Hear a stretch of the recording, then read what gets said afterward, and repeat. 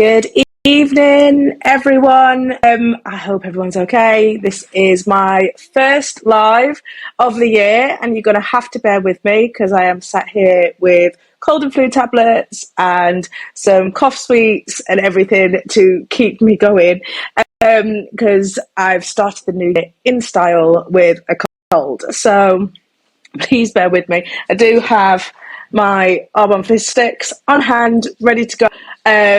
But if I cough, please just ignore it.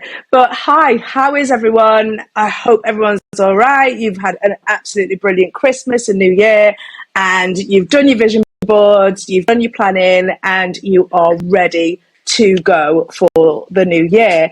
I wanted to start the new year with a little bit of a guide to doing stalls and doing visuals and all that sort of stuff, because we've got a bit of a lull. Anyone in the handmade business industry, anyone in the craft industry, we know that January's a little bit quiet, but it starts to build into February, going into Valentine's, and then pushing through into Easter. So I thought this would be a perfect time if you are not sure of your visuals, or if you've not quite got your visuals sorted or anything like that. This is the perfect time to start planning for that and getting all of that prepared. So today we're going to talk about eye-catching signage when it comes to your stalls and your events, and getting people to really connect with you.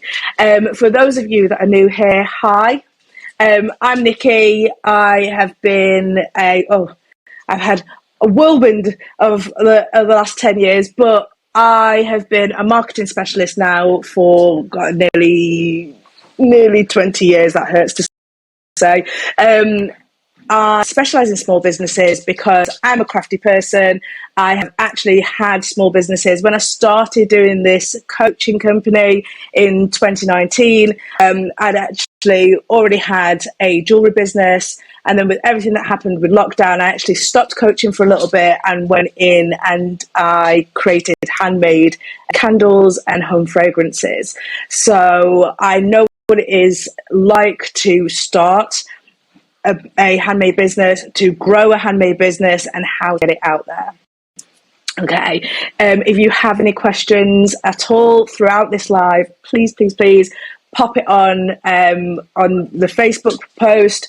We are also on YouTube tonight. I have actually got my handy iPad here just to see anything that comes up. Because it doesn't come up on my screen. The technology is great, but not perfect. So I will be just checking in on the comments and anything on YouTube and on Facebook. If I can't answer it on the live, I will try and answer it afterwards for you. Okay? But let's make this simple. Let's make it sweet. I'm going to show you a few images as well. And let's get 2024 started.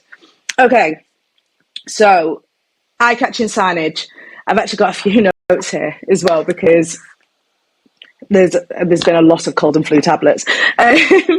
But eye-catching signage, it's something that I get asked about a lot because I am a very visual person. So when it came to doing my craft stalls, I was always asked, how do I get people to come to my stall? How am I attracting people? Because I am a visual person, I love the visual aspect of designing my stall, of putting together my products. So it's something that it's not just a skill that I have, it's something that I'm genuinely passionate about. And I love to help people, to give them an opportunity to get the right design for their stall, depending on their products, because every product's different. But the actual theory of how to design your stall and how to design your signage is the same throughout. It just comes down to personal preference as to the way, the colours that you use, or the way that you highlight certain products or things like that. But actually the theory behind it is pretty much the same throughout all of visual design and visual merchandising. One of the things that a lot of people miss out on is the different heights. I'm going to show you a couple of pictures actually. There might be a little delay in the stream, so just bear with me.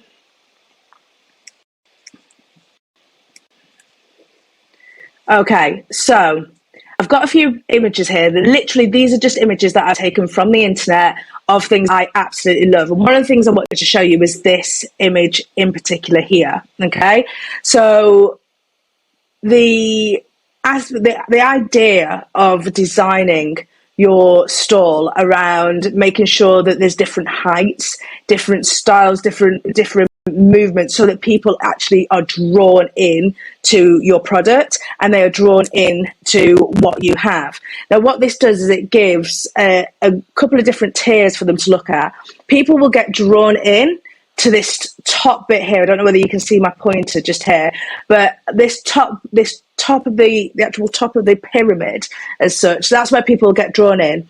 And then naturally people will go down to the right and then down from there to the left. So you sort of create this triangle as they're looking through your products. Now, this can be done at different sides of your stall, and these can be done in with different products. I use this style of crate because my candles are a handmade natural candle.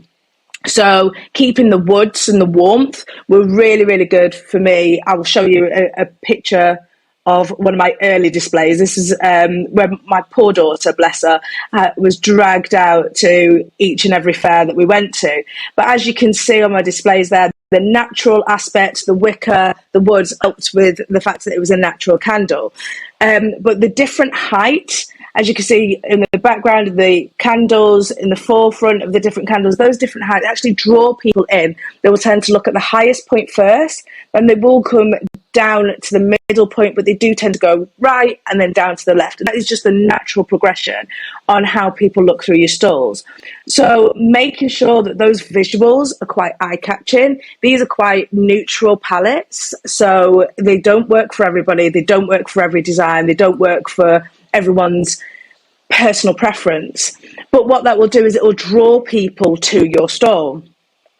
As you can see in these sort of images, they will be drawn up into that left arch. That particular designer has got a fantastic location with an inside stall. Bear with me, because her arch actually mirrors the window behind her, so that window actually really focuses in on her and her products, which is brilliant. So if you can get through into the place that you're going and have a little nosy round first, brilliant. If you can't, don't worry about it, but make sure that when you're looking at your designs and you're looking at your stalls, that you're looking at those different heights, those different levels. Again, there's another lady here that's got it on point because she's got that drawing with a backdrop where her logo is front and center. It brings the eye in and then people look down. And this is quite natural if you look at supermarkets, if you look at high-end clothing companies, they tend to have their mannequins quite high up. So as you walk in, you look up at the mannequin, then down at the display. And that is just natural as you walk into an area. So replicating that on a stall makes it so much easier for you to gain that attention of the person. Now, with signage, it's not just about where you put your products, it's about how you signpost your products. So going back to this image, you'll see, the signposting, what the product is, it's quite clear what it is. It's quite clear the pricing on the product as well. And at stalls, whether it's an external stall or an internal stall, you are best to show the pricing of the product so that people are drawn in by not only the product, the design, but also the pricing as well. People will make judgments on your product based on pricing, so do not do them too cheap. If you wait a couple of weeks, we're actually doing a pricing live as well, so I'll go through the pricing and how that works psychologically. But people want to see, especially if they've come to a handmade fair, they want to see the pricing. They want to have an idea of what they're coming in with. People will tend to do maybe 2 laps of any fair just to make sure that they're seeing all the products. They'll kind of do a quick run round, have a check, and then go back to the things they like. So if they've got an idea of how much your things cost, they'll know whether to put it into their brain of, oh, I'll go back to them in a moment, I'll go and check on that product in a minute. One of the things that I absolutely love about doing craft fairs is drawing people in to talk to them about my product. It was one of the scariest things about having to go out there and actually, sell my products. But it was the one that actually, one, got me the most sales, two, got me the most followers. Having that conversation with people and talking to them and having that handmade touch. You don't get that in big companies. You get that in our small businesses where it's person to person. You go through how you make your item, why it's so important to you. If they're sustainable, why you want to do them sustainable. So you go through all of these things to help people connect to your product. And this is the important thing. This is the difference. This is why videos on social media do so well, because people are connecting one-on-one with not just your product, but they're connecting with you as a maker. People buy from people.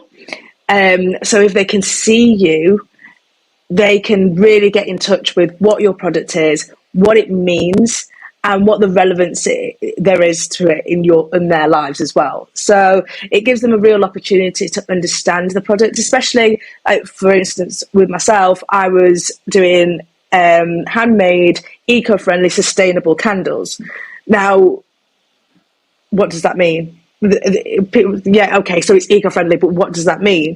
So explaining to them, I check where my sources are, I check where my products come in from, my raw materials come in from, what companies they can make sure they've got good policies in place, that they're refilling the land that they're taking from. All this sort of stuff is things that I'd be able to say face to face with these customers, so they understand that I'm not just making candles, but I genuinely care about why I'm making them and what I'm making them for.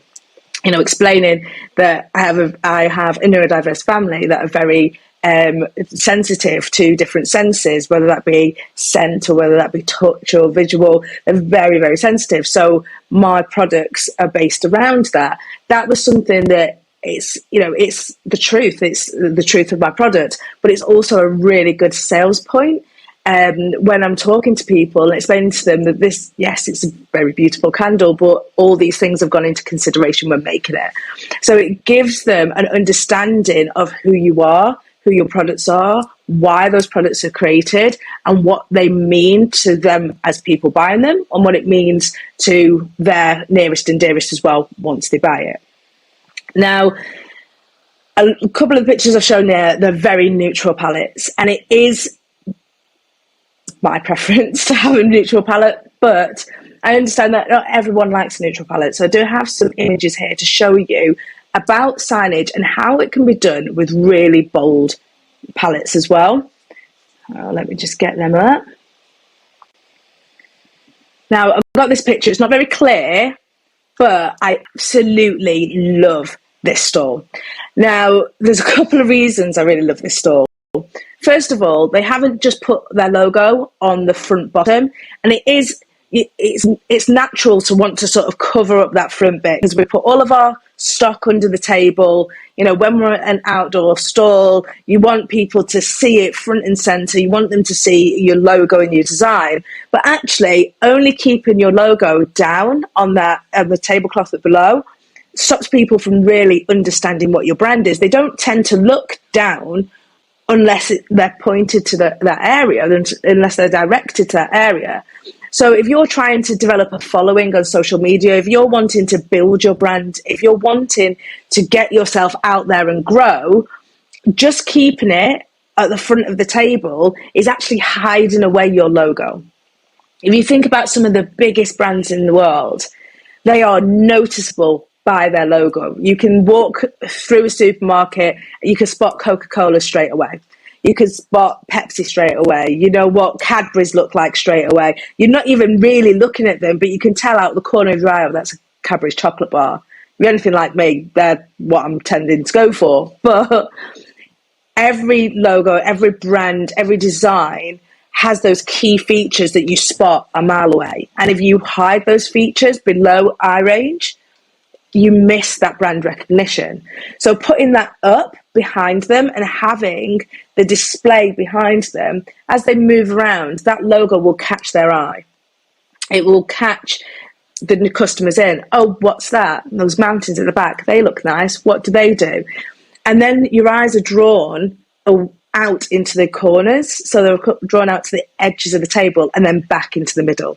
So it's a beautiful diamond display. And what that does is that really draws people into the center where you will be. And when they look up, you go, how can I help? Nice and simple. You're drawing them into basically using your products and your company as a vignette, draw them into you so that you can then talk to them about your product, talk to them about how great it is, and sell that product to them.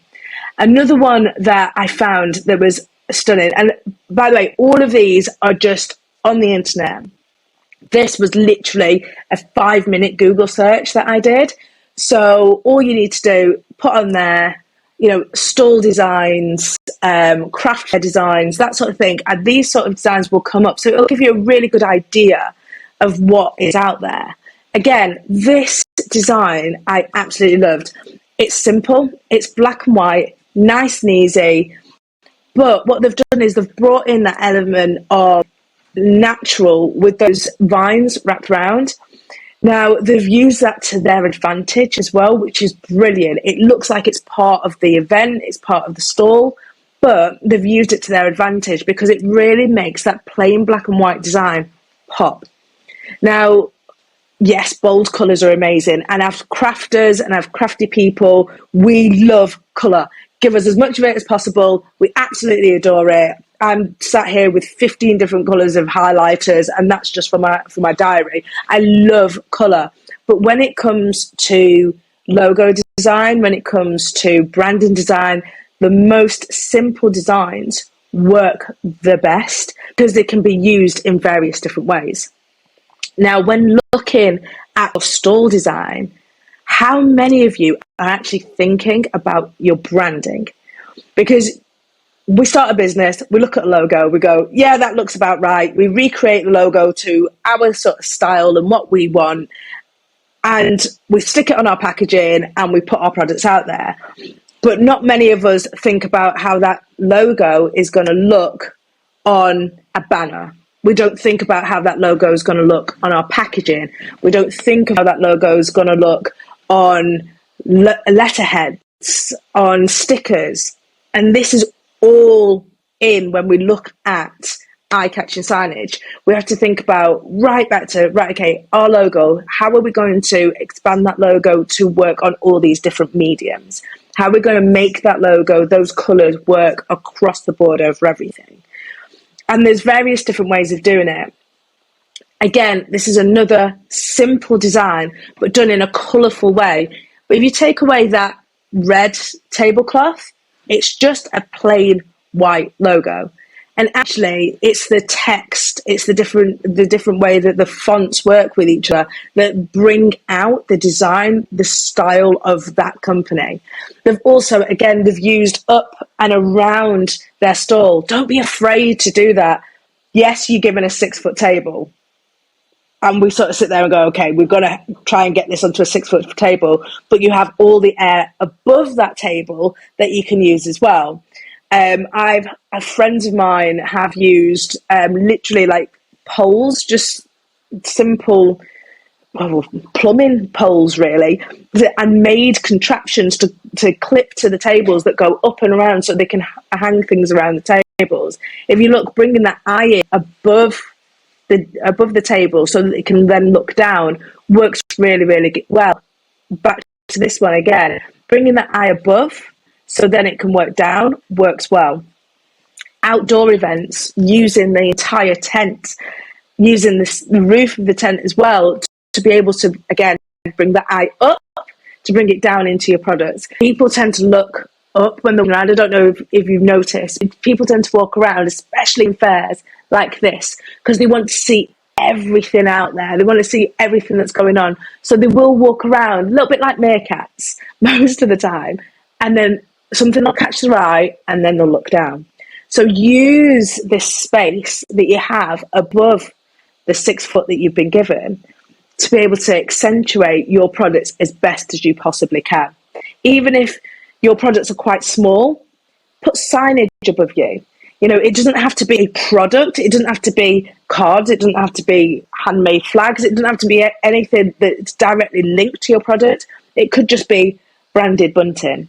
But anything to bring people in where they're looking up and they're looking out and they see you and they go, oh, and then look down. And that's what you want to achieve.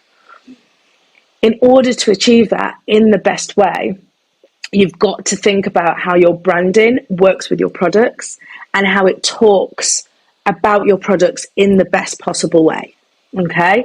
I will rattle on about this a million times over. Okay? I am going to apologize now. Branding is so important. Your branding is so important. If you look at the psychology of purchasing, if you look at the psychology of retail, yes, you're a handmade business. Yes, it's a hobby that you're trying to become profitable in, or you're trying to grow to I don't know, beat someone on the high street or get a shop or whatever it is your goal is. And you're starting small and you're like, yeah, but you know, it's my cottage industry. I understand that. But making sure that your branding now reflects the business you want later is so important. And it doesn't have to be perfect. Your branding will evolve throughout the years. It will get better throughout the years as you start to understand your product, as you start to understand your customer base, your pricing. Your branding will move along with that.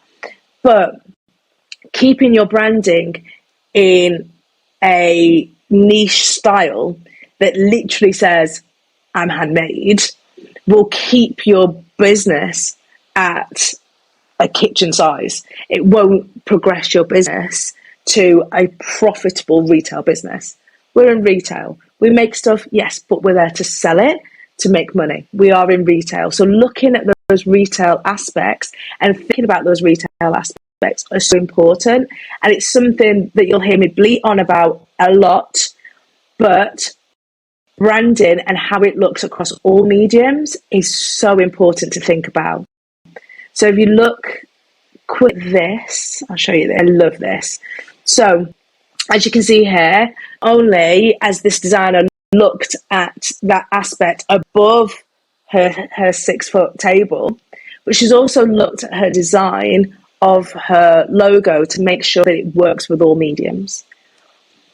You have so many places that you can put your logo, your branding, your design. You can use A-boards. A-boards are brilliant because you can put them just a little bit out from your stall, especially if you're in an outdoor fair. Put them a little bit out from your stall. You're then creating a direct sort of thing that someone's going to have to walk around. If they need to walk around it, they're going to look at you. You're dragging them back to your stand. There's so many different ways that you can drag that attention. This one's brilliant. I found this one on Etsy, and it's a brilliant way of, again, putting your logo out so people are getting that brand recognition, but also making your logo functional. So you've got your QR code so people can go directly to your website. You've got your Instagram QR code as well, so they can go and follow you online. Business cards are still used, but they are becoming a little bit outdated. People don't want to have a stack of business cards that they're never going to look at, but they will follow you on Instagram. So you can say, oh, I've got a business card there. Or if you just get out your camera, you can follow me on Instagram, and you're getting them to engage with you. But looking at your branding, when you're looking at your branding, when you're thinking of your signage, don't just think about what it looks like on your product. Don't just think about how it looks on your screen or on your Facebook page. Think about how it's going to look on your packaging, stickers, whether it's going to be on business cards, whether you can use it as paper to wrap your products with, whether it's going to be on your boxes, thank you cards. There's so many places. Stamps. I do this with my bags and my boxes. I actually stamp my logo onto it. It's a million times cheaper, and the stamp that I've got is vegan ink, so I know that I'm still sticking with my sustainable vision as well. You can look at different ways to place your logo or your branding so that people are really drawn in to what you are doing. And don't get me wrong, it's not going to be perfect first time. All right, it is not going to be perfect first time. You're going to make mistakes. You're going to figure out what works, what doesn't work. You're going to figure out whether it's something you like or whether it's a colour you like. I know my first 3 designs for my Peony and Pine logo, I hated. I sold products with them, but I got so much resistance selling products. When I finally got the logo I wanted, the logo I loved, it was amazing. And just to show you a little bit about me and my knowledge, what I know, what I'm doing, let me show you this. So I've shown you this image already. This is when me and my daughter first started going out to markets. I hated the boxes. I wasn't overly keen on my design. I was still trying to figure out where I sat, where my branding sat in all of this. We actually went from having a stall to having a store. And as you can see, I'm starting to get comfortable with my design. I'm starting to get comfortable with my logo, my colours. I wanted to have plain colours. That was something I wanted to keep. Actually, it's quite difficult to be simple. It's more difficult to be simple than it is to be elaborate when it comes to branding and design. As you can see, this stall actually just did not work for me. My daughter designed it in that way. And then when she went back to college, I redesigned it. But I got a flow. As you can see, even in my stand, there's different levels. Some things are stacked higher. I made sure that, there's all different things for people to look at, so they want to come in. So there's that drag into the actual stall. And gave them a clear space to walk around so that they didn't feel that they were intruding or in my way when they came in, because it was such a small space. And I was so much in love with this space. It was unreal. It took me a week to put this together. And it was a labour of love because I was exhausted by the end of the week, but opening day was absolutely fantastic. I changed out my stands regularly. So if you have a place where you have a certain fair that you go to regularly, change your displays. Even if you just put something in a different place, it makes it feel fresh and new, and it gives people an opportunity to see something they might not have seen before. So rotate them round. I used to do mine seasonally, so summer, winter, autumn, spring, to make sure that there was a fresh look for every season to bring people in. And that then led to me. This was my stand at Birmingham when I went to the autumn fair. I didn't go to spring fair. I went to the autumn fair. I'm losing my headphones now. Went to autumn fair and I did sales directly into businesses. So this wasn't a consumer affair. This is why there's not that much out. I'm not going to zoom in too much because I have no makeup on. This was like after hours of painting and setting this up. But you can see, again, there's still those different height levels. There's different things to look at. There's different aspects to look at. And this is what you're aiming for. You're aiming for intrigue. You're aiming for people to come into your business and see all the different aspects of your products whilst they're there. I've had a little notification on the stream. There's a message somewhere. Let me have a look. Make sure I'm not missing anyone's questions or anything like that. There's a message.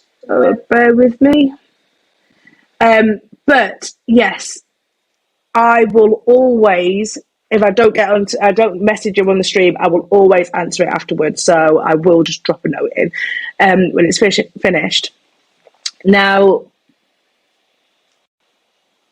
that's a lot of information in a very short amount of time. I understand that completely, but I wanted to go through as much as I possibly could to make sure that you guys are thinking of every single bit of your signage for your stalls in the coming year.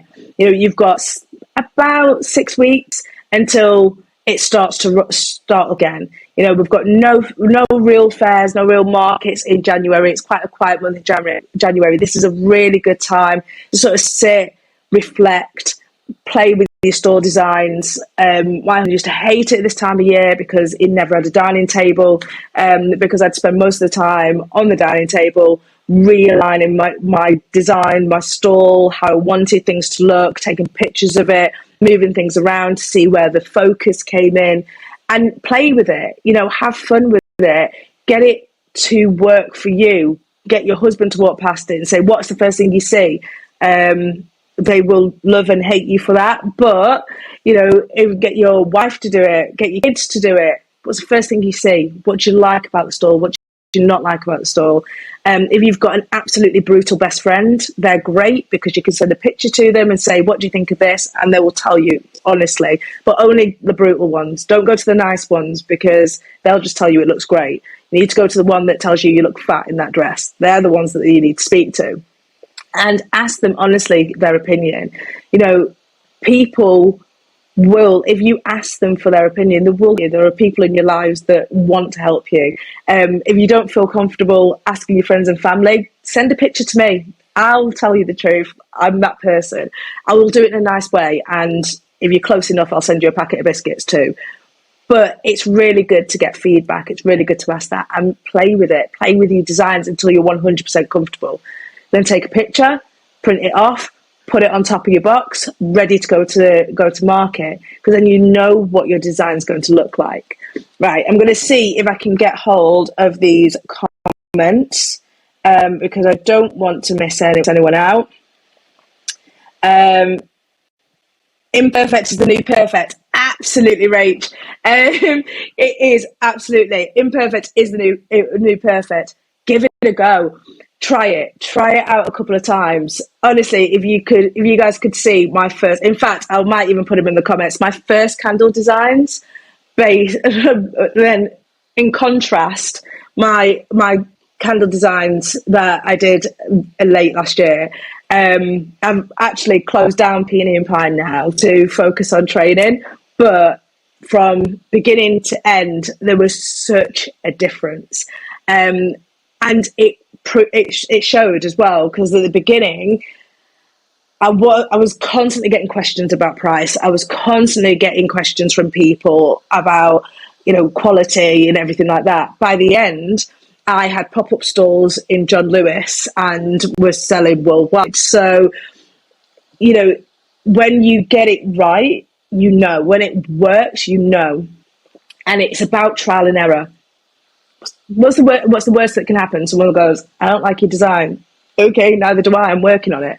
If you look at the first ever Apple logo, I don't know if everyone's got an iPhone, but the first ever Apple logo compared to the Apple logo now, first one was shocking. It was like a Renaissance artist drawing. It was absolutely awful compared to the nice simple Apple they've got now. The first Coca-Cola design was really over the top compared to how sleek and simple it is now. Every brand goes through progression, so you just give it a go for it. I hope this session has helped.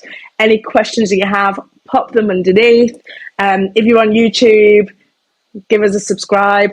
If you are on Facebook, feel free to share this out to your friends. If you are on the private community, part of the membership club, hey guys, feel free to drop me a message if you have any questions. If you want me to review your stalls, send that over. I have a few years of experience in this, and hopefully I'll be able to give you a hand.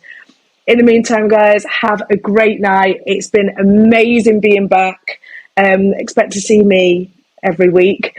But I am going to go. I'm going to go and take my medicine, sit on the sofa now, and plan next week's live chat. So, all right, guys, have a lovely night. Take care. Bye.